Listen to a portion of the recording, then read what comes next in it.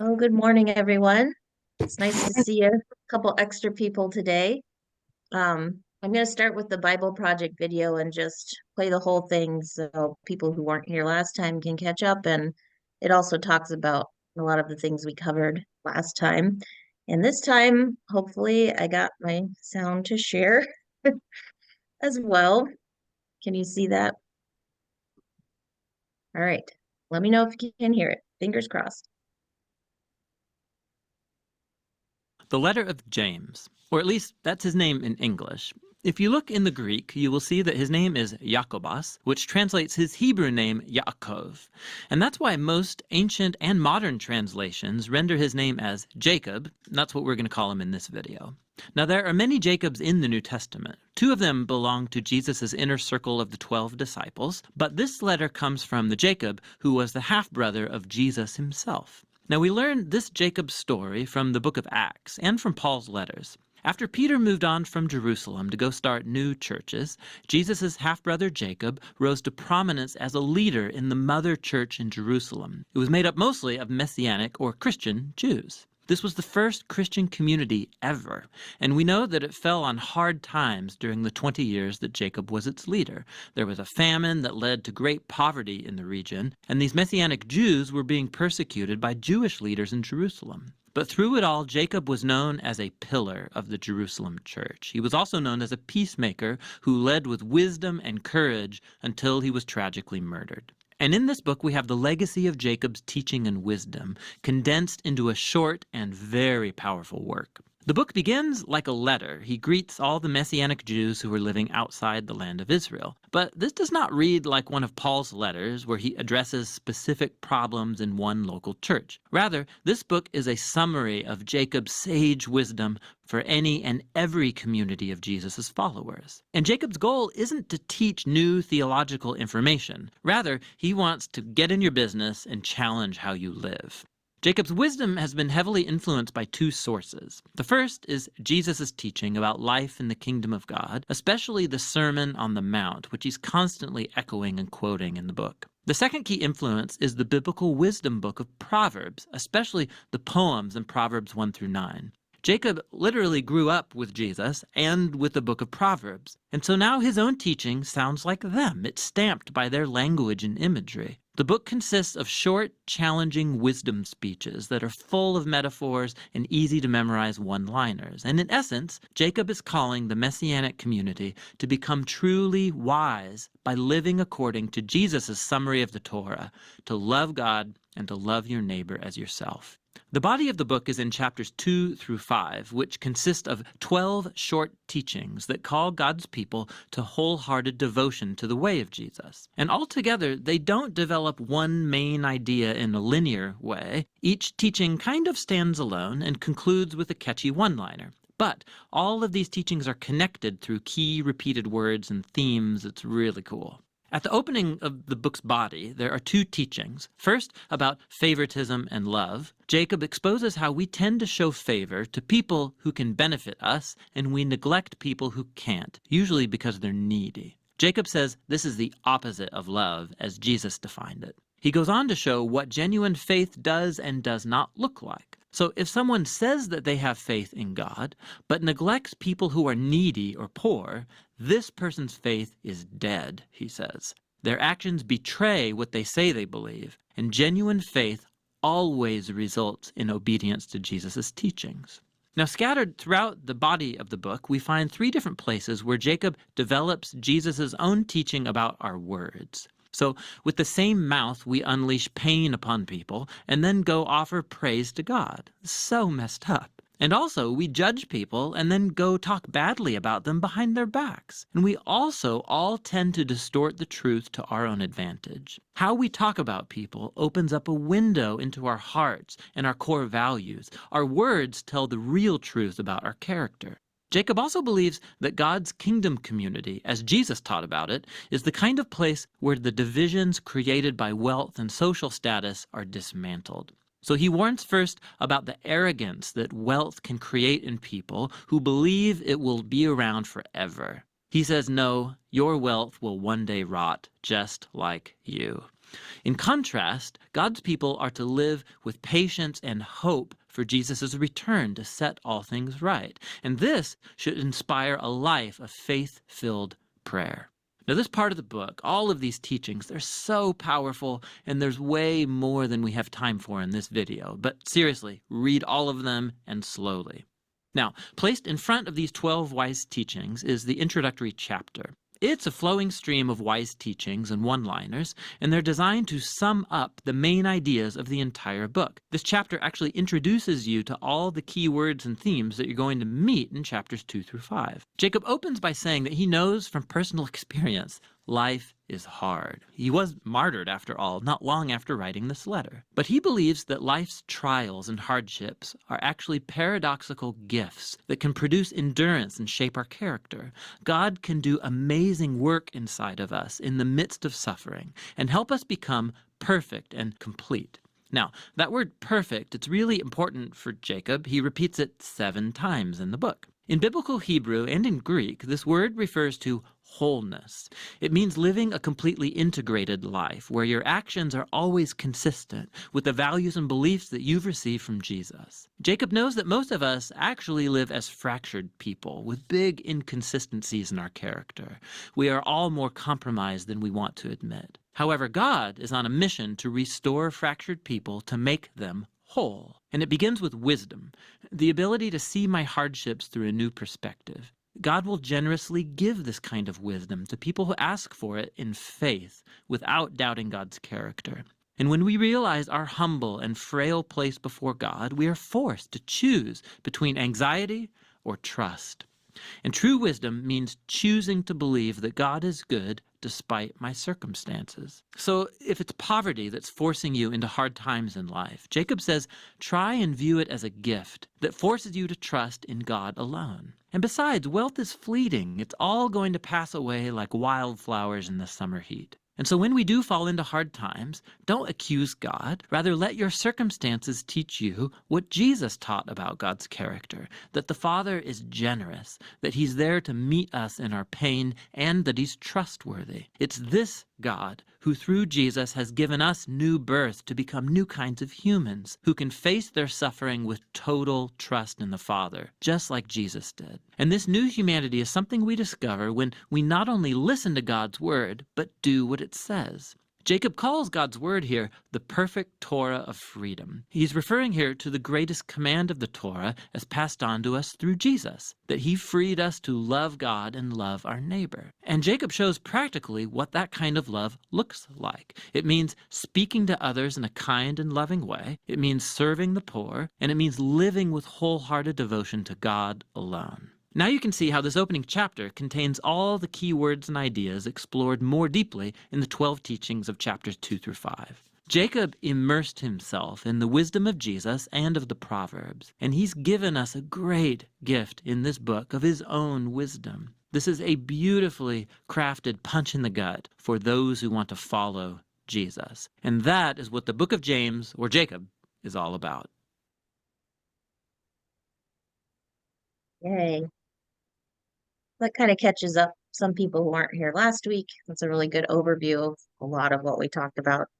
I just love the Bible Project. They're so great. Do you guys have any thoughts or questions that you want to share from the video? Catherine, you're muted. Oh, she's not talking to us. Okay. Okay, well, we could just, oh, Vita? Sorry, and Susan and I have the same version of the Bible, and there's an introductory paragraph before the letter starts, and it says that of authorship and date, not much is known. The tradition that it was written by James, the brother of the Lord, has little support from ancient times.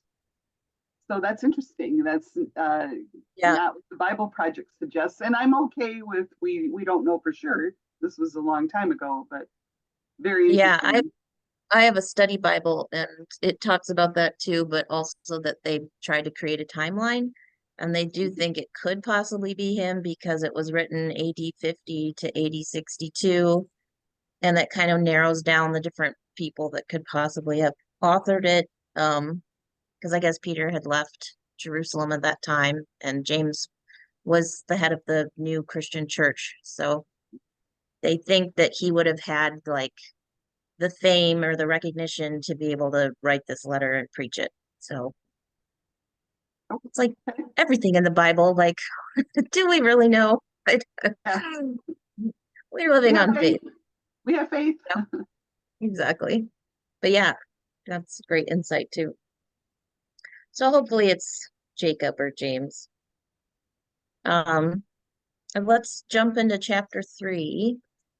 Can I get someone to read, let's see, 1 to 12 for us? Susan, you're still muted, just so you know.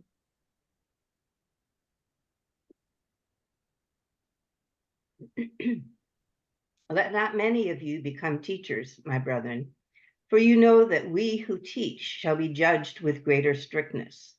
For we all make many mistakes, and if anyone makes no mistakes in what he says, he is a perfect man, able to bridle the whole body also. If we put bits into the mouths of horses that they may obey us, we guide their whole bodies. Look at the ships also, though they are so great and are driven by strong winds, they are guided by a very small rudder wherever the will of the pilot directs. So the tongue is a little member and boasts of great things. How great a forest is set ablaze by a small fire. And the tongue is a fire. The tongue is an unrighteous world among our members, staining the whole body, setting on fire the cycle of nature, and set on fire by hell. For every kind of beast and bird, of reptile and sea creature can be tamed and has been tamed by humankind. But no human can tame the tongue of a restless evil full of deadly poison. With it we bless the Lord and Father, and with it we curse men who are made in the likeness of God. From the same mouth come blessings and cursings. My brethren, this ought not to be so. Does a spring pour forth from the same opening fresh water and brackish? Can a fig tree, my brethren, yield olives, or a grapevine figs? No more can salt water yield fresh.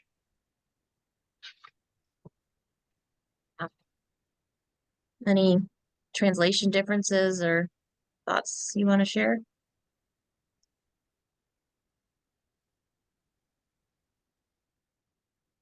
Well, I really like verses 3 to 5. He's listing things that have disproportionate, they're small and they have disproportionately large effects. So a rudder steers the whole ship. And I was wondering, he's so focused on the negative here, but then hopefully the opposite is true. If you have one kind word can make a huge difference. And I'm choosing to focus on that side of it. You do, your thoughts become your words and that's what you feed yourself. And yeah, I like to think that even the kindest words can be as powerful as the most hateful ones. And then in verse 6, he references hell. And I think, that's to really drive home that the tongue can come straight from the Satan. Satan can guide it very easily. And, you got to be, again, he's very like alarmist and he's trying to wake us up out of our sleepy sinfulness.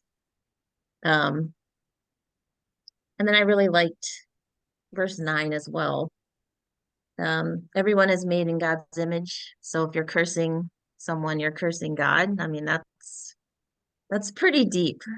Um, and I think, it's hard to follow that when you see people doing evil, because we do see evil in our world. And I just kept thinking of Jesus up on the cross saying, "Forgive them, Father, for they know not what they do." And having people actively kill you was about the biggest evil you could witness. And he was not cursing them. He was asking for their forgiveness. This is really humbling, when you're like, that person said they don't like me. It's like, well, I guess I could let that go. If Jesus can forgive the people who are trying to kill him. And then it seems like when you're sinning, you're at a level of consciousness that's lower than Jesus. And I think it can be blinding. And I've been thinking a lot too about this, about when Jesus was in the garden with the disciples and he got mad at them for falling asleep and just wondering if it was not actual literal sleep, but their minds had lowered to the sinful thoughts and worries, and they weren't at his level of being, that they had fallen into the temptation of worrying instead of just being with him in his final moments. And he says, watch and pray so that you will not fall into temptation. And, it's not, so that made me think maybe he's not really literally talking about sleeping. And then in verse 12, the reference to water was making me think of baptism again. And, we've all been baptized in the clear water, and just you have to keep that water clear by dwelling in the word. And so there's a kind of some of the, I just feel like he pulls on different references from the Bible all the time. And it's really, if you just sit with it for a while, it all just kind of becomes clearer. Did you have any other Bible reflections that popped in your mind as we were reading this? Yeah, Steve? Well, I like your thought of this is the negative view of tongue starting a fire and cursing other people. Yeah. But in Martin Luther King time, he is a perfect example of of using words and the tongue Mm-hmm. to make good things happen in Right. a very fraught time where prejudice and persecution were rampant. And he Yeah. turned things around in a positive way, which was truly remarkable because he was such a speaker. Yeah. Yeah. And Words are power. oh yeah, and he advocated change through words, not through violence, And I just love this whole verse 6 through 12, the whole juxtaposition of opposites, Yeah. from the same mouth is both can come blessings and cursing. Mm, The same, but in nature, a spring can't pour forth fresh water or bad water, brackish water. Yep. So,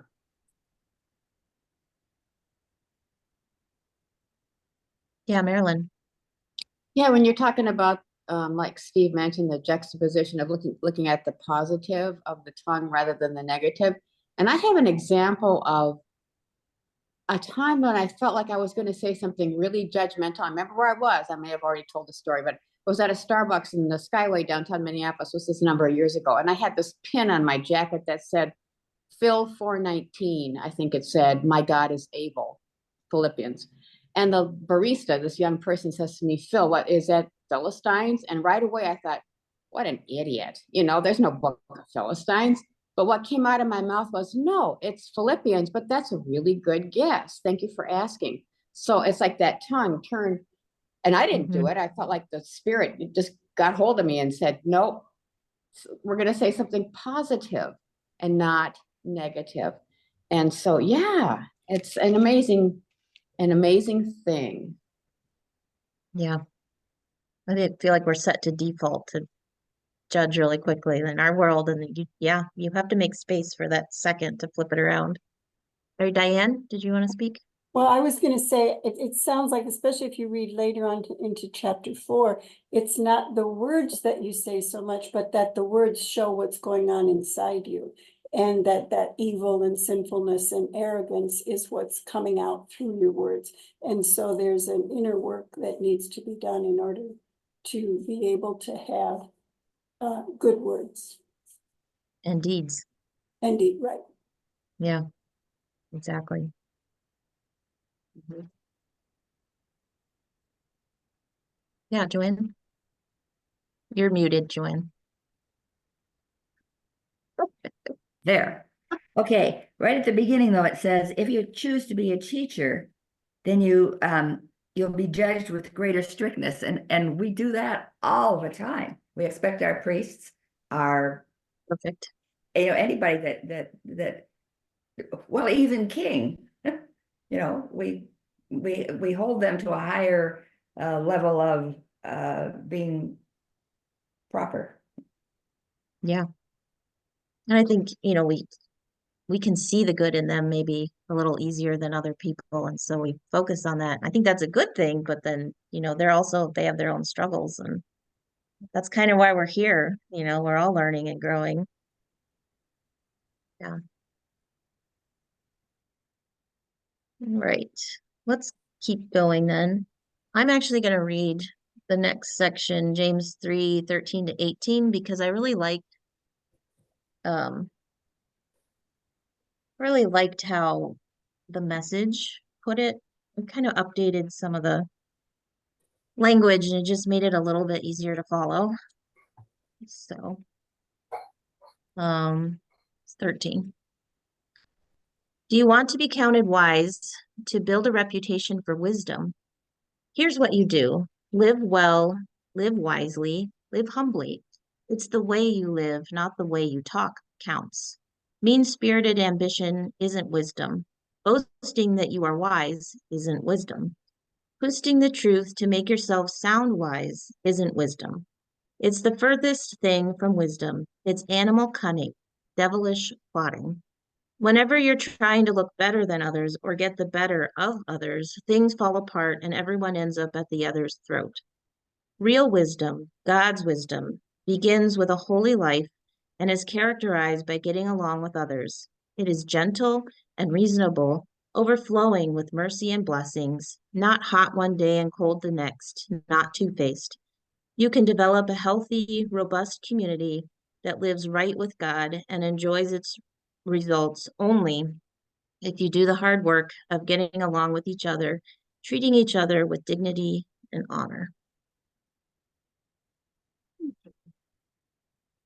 How'd you like that translation? Like it.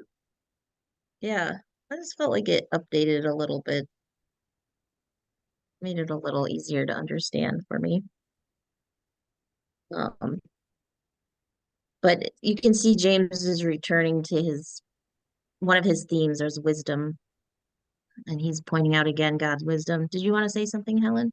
Yeah, I was gonna say, I'd like to read something because I have the Good News Bible out. Okay. And that's a whole different translation too.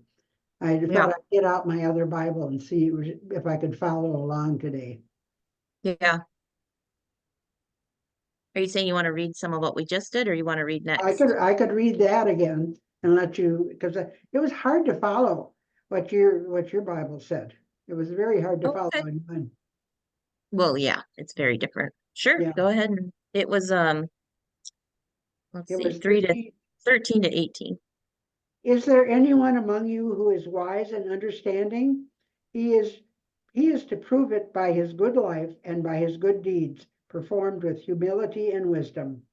But if in your heart you are jealous, bitter, and selfish, don't sin against the truth by boasting of your wisdom. Such wisdom does not come down from heaven. It belongs to the world. It is unspiritual and demonic. Where there is jealousy and selfishness, there is also disorder and every kind of evil. But the wisdom from above is pure, first of all. It is peaceful, gentle, and friendly.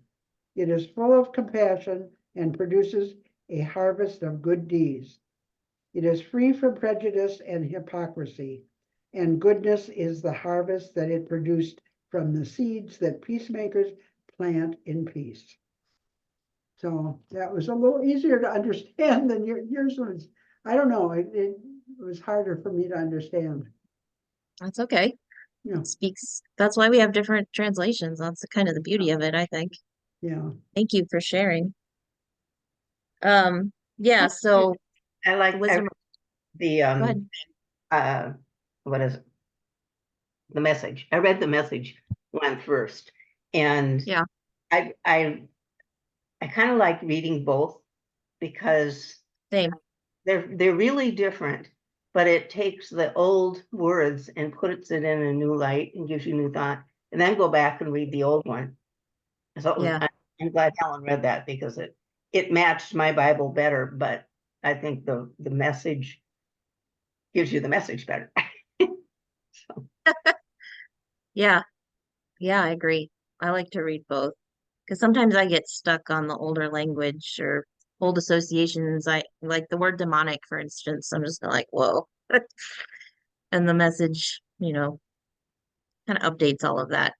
But I think they're both equally important, of course. So yeah, we've got the wisdom message again that you want wisdom from heaven, not wisdom from hell. I thought the animal cunning was kind of an interesting way of putting it in the message. And just seeing everyone as children of God and working together, not separate individuals. And this is really powerful stuff. Um, and so I was connecting it probably because we just went through Advent, to O come, Emmanuel, with that second verse that's all about wisdom. Um, so hopefully I'm gonna share myself playing it, and then I'll try to pull up the words too or put them in the chat.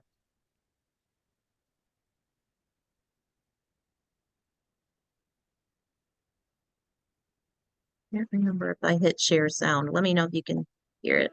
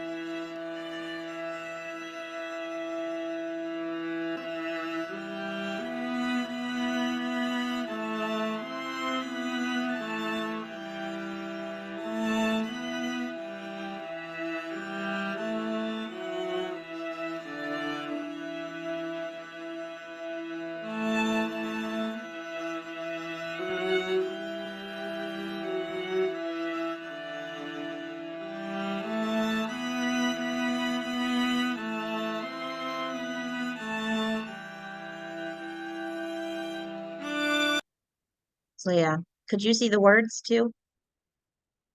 Okay, so the words are here, I can share that too. O come, O wisdom from on high, who ordered all things mightily. To us the path of knowledge show and teach us in its ways to go. And so I just, with all that talk of wisdom, really echoing James there, I thought it was neat to tie in Advent since we were just there.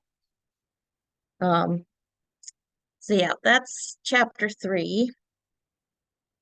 Unless anyone has any final thoughts on that chapter, we can move on to 4.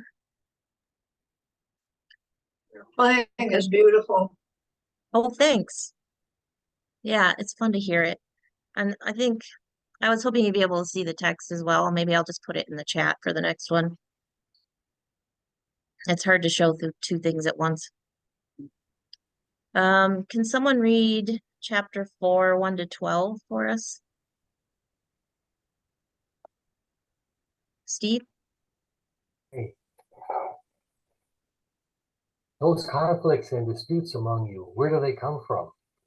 Do they not come from your cravings that are at war within you? You want something and do not have it, so you commit murder. You covet something and cannot obtain it, so you engage in disputes and conflicts. You do not have because you do not ask. You ask and do not receive because you ask wrongly, in order to spend what you get on your pleasures. Adulterers, do you not know that friendship with the world is enmity with God? Therefore, whoever wishes to be a friend of the world becomes an enemy of God? Or do you suppose that it is nothing that the scripture says God yearns jealously for the spirit that he has made to dwell in us? But he gives all the more grace, therefore, it says, God opposes the proud, but gives grace to the humble. Submit yourselves, therefore, to God. Resist the devil, and he will be free from you. Draw near to God, and he will draw near to you. Cleanse your hands, you sinners, and purify your hearts, you double-minded. Lament and mourn and weep. Let your laughter be turned into mourning, and your joy into dejection. Humble yourself before the Lord, and he will exalt you. Do not speak evil against one another, brothers and sisters. Whoever speaks evil against another or judges another speaks evil against the law and judges the law. If you judge the law, you are not a doer of the law, but a judge. There is one lawgiver and judge who is able to save and to destroy. So who then are you to judge your neighbor? Any translation differences or initial thoughts?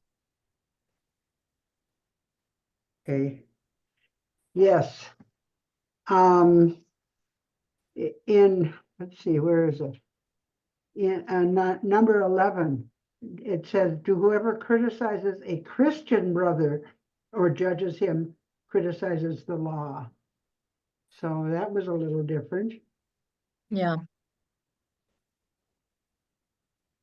Yeah, because then it makes it sound like they have to be part of your religion.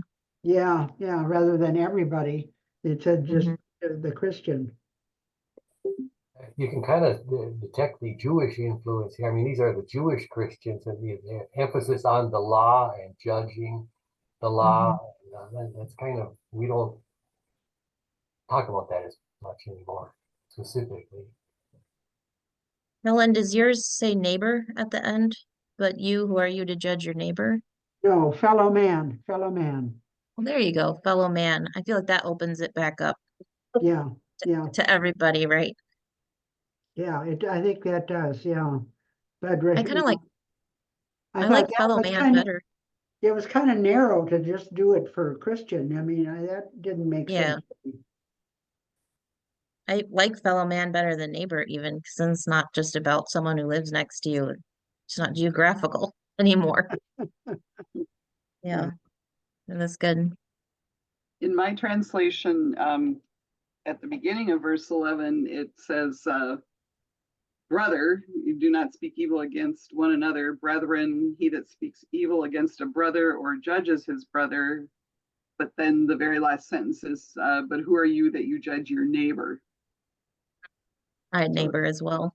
yeah, interesting that it goes, has the two different words. Yeah, just trying to see what it says in the message. It says, who do you think you are to meddle in the destiny of others? Hmm. Mine Yeah, says brothers and sisters. I think that's yeah, kind of an expansion. I like that. yeah, that's nice. I think is that the New International Version? I think that's what I have too. I think neighbors are pretty broadly defined nowadays. They're not necessarily just in your neighborhood, Geography. your country. Yeah, let's hope so. And I struggled with verse 1. I was wondering if they meant kill people like literally or if it was figurative. And so I was looking through the New International Version study Bible, and they said that they think it might be a reference that he might have been referencing 2 Samuel 11 when David had Uriah murdered because he was lusting. Um, and so like the Jewish Christian community he was preaching to would have understood that that was a reference more easily. I thought that was interesting that it could be like very, very literal. Yeah.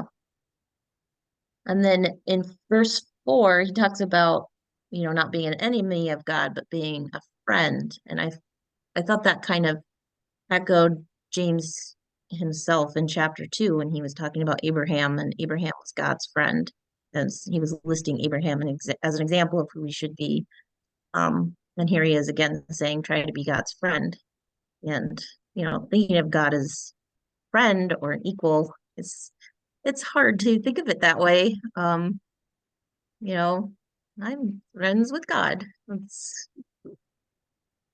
Yeah. Huldah, what does the message say for verse 4? I was a little, my version says, if you have friendship with the world, you are at enmity with God. And I guess I must be defining friendship with the world differently. So I was a little bothered by that. And maybe it's just translation. In verse 4, Yeah. it says, you're cheating on God. If all you want is your own way, flirting with the world every chance you get, you end up enemies of God and his way. So Okay. flirting with the world. So friendship in my version of the Bible is not as benign as I think of it. It's more the bad ways of the world. Okay, thank you. Right. I think we're all have friendship with the world because we live in the world. And so Yeah. that's why it's kind of, it makes you want to think, well, how friendly am I with the world, Yeah. But if you believe in the afterlife and heaven, like a higher level of existence, then like we're trying to leave the world Yeah. spiritually, ahead of physically. I think you got to try and work to leave it spiritually. Yeah. Mhm. It's hard.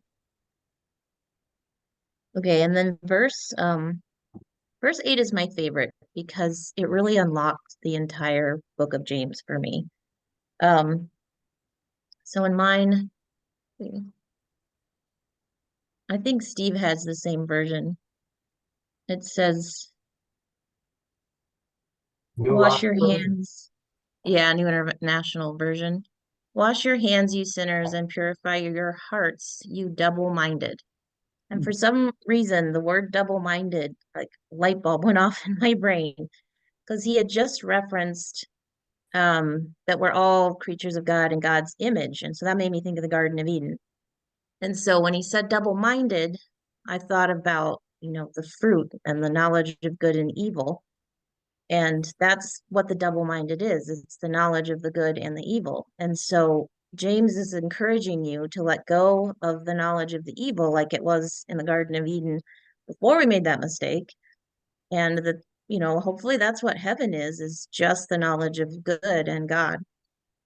And just kind of making that connection, I thought was really helpful because that's when sin entered the world and the devil. And it's just even the knowledge and the awareness of evil that we're trying to move away from. It's seeing the good in everyone and just unlocking like that focus on God at all times. And that's how you kind of bring your existence and your, I don't know, the plane that you live on to a higher place. I thought it was great that he referenced the Garden of Eden and then was talking about a double mind. It got me there. So I don't know. Does that make sense to you guys? Well, my book says you hypocrites instead of you double-minded. And hypocrites, I think, means something else besides your definition of double-minded. Hypocrites mean you say one thing, but you mean something else, or you're lying, or Yep. you're saying a falsehood. Yeah. It's saying one thing and doing another, or Yeah. yeah. And I guess for me, that still works for double-minded because you know what the good thing is that you're saying, and then you do the opposite, right? Yeah. Mm-hmm. And we all have that in our minds. I'm just fascinated by James, saying we should be friends with God. And he's got such a unique perspective because he grew up with Jesus. He grew up with God. That's fair. And he doesn't talk about Jesus so much in the book because I'm just picturing, well, it's just my brother, I mean, Yeah, no big deal. yeah, that's right. We used to play together, right? That's why, if it was really written by him, it's really Yeah, what an powerful. odd perspective. I mean, Yeah. And I don't know if I can remember exactly, but I don't think James was always on board with Jesus's vision. I think this like leading his church and everything came more about after Jesus died, you know. well, yeah, when he started his ministry, I think when Jesus started his ministry, I think there was a passage where Right, that one. the yeah the priest or somebody went to the family and said, "Could you rein this That's guy what it in? was. Talk some Yeah, sense to him. yeah, They can respect us." yeah. And they're trying to pull Jesus away. Mary's there too, I think. And Yeah, yep, and then they disappear for the rest of the gospel, and then in Acts they come back. right. Yeah, What about that? What was going on during that other time frame? The other 3 years, I guess it would have been. yeah.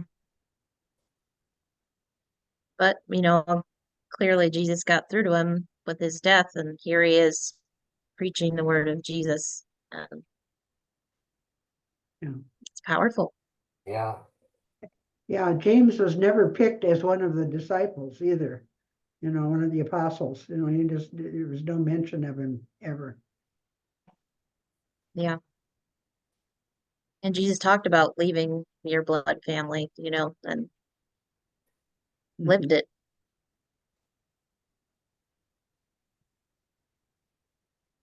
And then in verses 11 and 12, like we were talking about earlier, just James keeps bringing up the law. It's a big theme for him, love your neighbor as yourself. And that was Sermon on the Mount and Jesus's big message to us, and that God is the lawgiver and the judge. And like Marilyn was saying, we can't be the judges. We can't judge someone for their knowledge or lack of knowledge or wisdom, even lack of wisdom. And it's really hard to pull that back. And so I found hymn 594, which I'm now calling the James hymn. Um, it's God of grace and God of glory. Let me put the text in the chat for you, because just like every verse, I was like, yep, yep, this is James. Yep. It talks about wisdom and don't be warring with your neighbors, and just like it hits every message. Okay, how do I chat?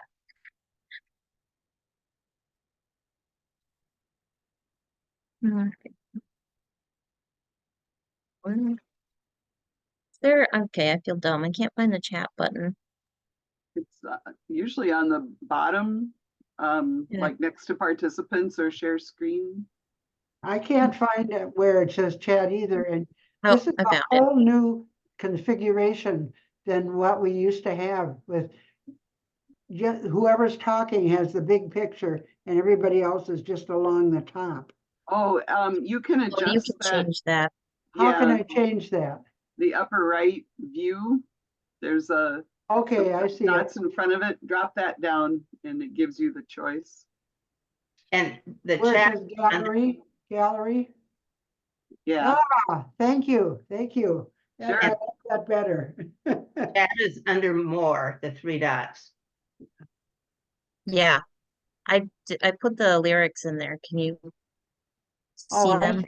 Okay. now they're, when you share your screen, the functionality changes, I think, all that Yeah, stuff. Yeah, I had to Yeah. make it bigger, and then when it was full screen, I could see the chat Yeah. button. yeah, Oh, it's not, technology. it's not you at all, Huldah. All right, Oh, so if you can pull up the text so that you can see it, or the chat, I I'll play. lost everybody. I lost you all. Uh-oh. I don't know how to get it back. Oh, shoot. Just wiggle your mouse, it'll have come back. No, I'm going to start over again. Okay. I'm going to play the music, and those of you that can see the chat, you can read along. There.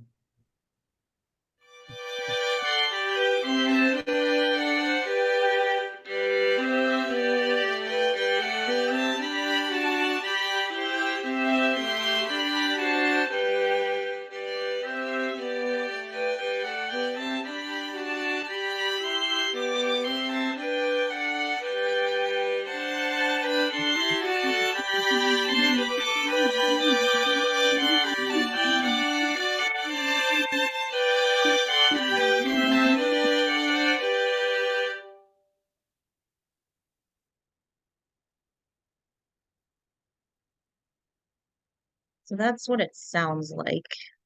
To stop share. There we go.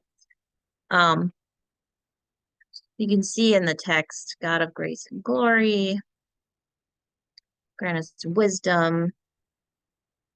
I really like the third verse. Cure your children's warring madness. Bend our pride to your control. Shame our wanton selfish gladness, rich in things and poor in soul. Grant us wisdom, grant us courage, lest we miss your kingdom's goal, lest we miss your kingdom's goal. I was just like, okay, well, that's very James. And I did check on hymnary .org, and this is listed as inspired by James. I think it wasn't just James 4, 1 to 13. Yeah, it was also some of James 1 because it's all kind of repetitive. So anyway, that was fun to see the connection there. I think we have enough time to finish out chapter 4. Can someone read 13 to the end for me?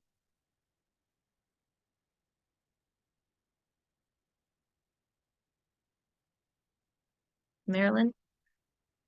And what edition are you using? New American Standard, so it's got some kind of funky language.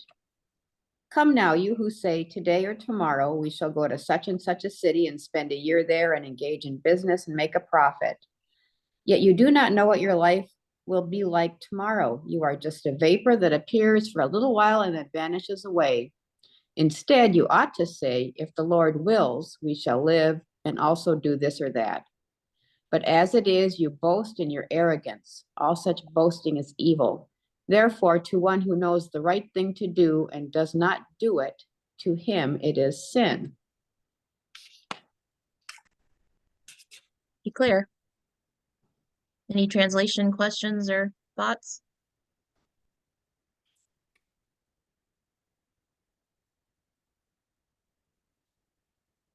I have So not what- not a translation, but a comment. I've been to Haiti a number of times, and it's just part of their language to say, if God wills, si Dieu veut, when they're going to do something. It's always, and that could be just because Haiti is such a tenuous country. You never really know if something's going to happen. But it's a humble way to look at life, if God wills. Yep. Yeah, and it actually made me think of, have you guys been to an ordination of deacons or priests even maybe? Anytime they're talking about being ordained, they say, God willing and the people consenting. And I was always like, why do they say that?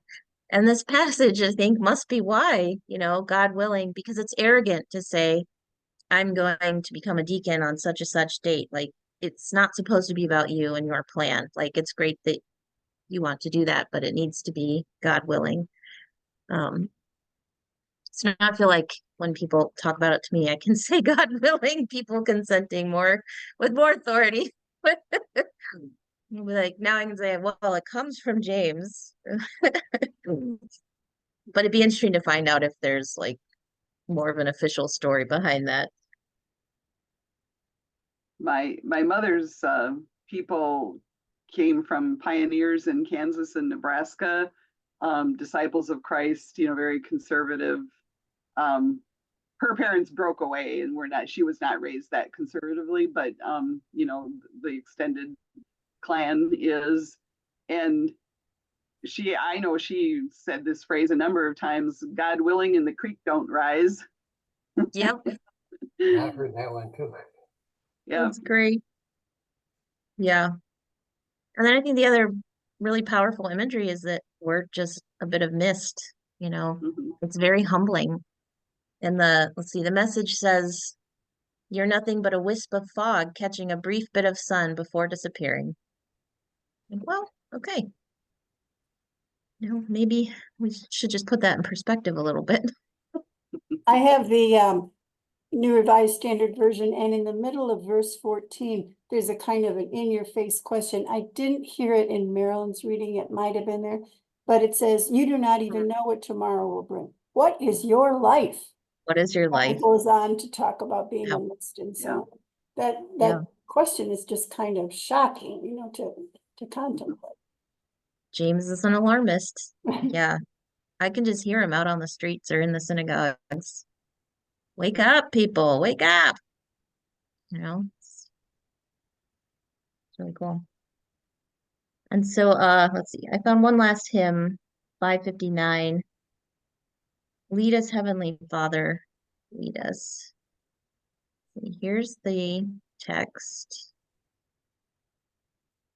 And then I'll work on pulling up the video.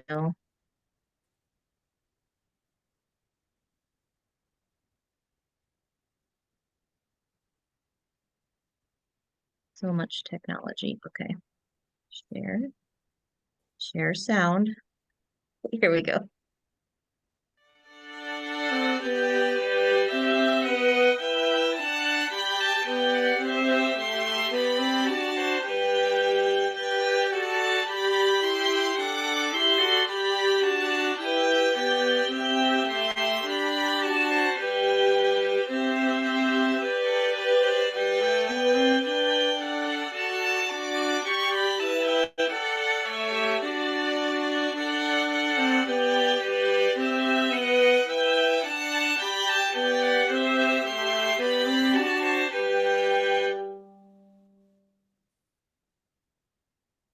And, you know, I especially liked verse 3, Spirit of our God descending, fill our hearts with heavenly joy. Love with every passion blending, pleasure that can never cloy. Thus provided, pardoned, guided, nothing can our peace destroy. It kind of made me think of, I think it was James 1 again, that he was talking about the light of God coming down. Yeah, it's been really fun kind of hunting out different hymns that reflect some of these words of James and what people have done to make it memorable and be inspired by it. And I guess what I'm really pulling from these chapters is again the inspiration to not be double-minded and focus on the good in yourself and other people. And it's so easy to say that and so very difficult to do. But James makes it very like clear. It's one way or the other. And that can be a hard pill to swallow. But anybody have any final thoughts? Yeah, Catherine? Yes, it seemed a big thing too was the tongue. Watch what you say. It's Think so about easy. Yeah. I think it's true for everything. Yeah, You words matter. That Mhm. is such good advice for me. Mhm. I should read this book every single morning. Yeah. Same. All of us. For Yeah. sure. Because you get sucked into just not thinking about it. You just talk, right? It's just what you do. And then you're like, oops. Well, of course, I never do that. Well, no, just You're- me. It's just me. Oh. Yeah, so next week I was thinking we could finish chapter 5, finish James, and do the first chapter, Peter, introduce Peter, and then read the first chapter. Okay. And again, these are called the general letters, which I didn't know that before, but because they're not written to a certain church, this specific collection that we're doing together is called the general letters. Oh, I From didn't know that. James to Thank you. Jude. Mhm. Yeah. Well, thank you, everyone. thank you again. You just make it so Yeah. rich, Huldah. Gosh, Good. I'm glad the Yeah. music worked. Yes, nice Lovely. job with all the technology. And Oh, Right? Just takes practice, right? yeah, it does, but it's not easy. well, thank you. Now we've got our marching orders for today and the next way, and then for next week as well. So watch your tongue, ladies and gents. Yes, yes. Okay.